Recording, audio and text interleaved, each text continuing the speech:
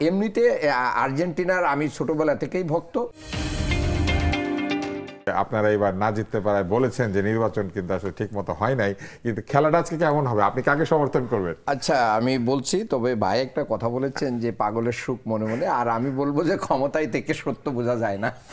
আর জামাত রাজনীতিতে ব্যাপক পরিবর্তন করেছে রাজনৈতিক সিস্টেম। খেলায় কার দলে আছে? ওই জায়গায় মাইন্ডে রাখতে হবে। খেলায় আমি মনে করি যে আমি মরক্কোর সাপোর্টার ছিলাম। মরক্কোকে অনেকটা বিভিন্নভাবে তারা চলেই গেছে, সো দ্যাট একজন মুসলিম কান্ট্রি। এরপরে মিশরের জয় দেখতে চেয়েছিলাম, সেটাও নাই।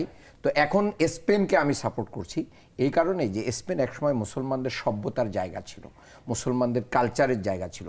স্পেনের কর্ডোবা যে নদীটা মুসলমানদের যে পুস্তক দিয়ে মানে ফেলে এটার স্রোত বন্ধ করে দেওয়া হয়েছিল। আজকে যদি তারা গোল করে জিতে যেতে পারে তাহলে আরেকটা নতুন স্রোত, আরেকটা বিপ্লব তৈরি হবে। এবং আমেরিকা খেলার ভালো মন্দ না দেখে আপনি ধর্মীয় না, আমি সাপোর্টের কারণটা সহ বললাম আর কি। আর এমনিতে আর্জেন্টিনার আমি ছোটবেলা থেকেই ভক্ত। যদি আর্জেন্টিনাও জেতে আমার অবাক হওয়ার কোনো আর্জেন্টিনা জিতলে দুঃখ নাই, কিন্তু আপনি দুঃখ নাই, তবে স্পেন জিতলে আমি খুশি হব। আমরা আজকে একটু পরে জেনে যাব। আমার একটা প্রশ্ন আপনার কাছে, আপনি এতক্ষণ করলেন, আপনি কোন দলে আমি আমি ব্রাজিলের সাপোর্টার, কিন্তু আমার অবস্থা আপনার মতো আর কি। মিলে গেল? আমরা শেষেরটা স্পেনের এখন সাপোর্ট করছে। কাকতালীয়ভাবে তিনজনই স্পেন। আজকে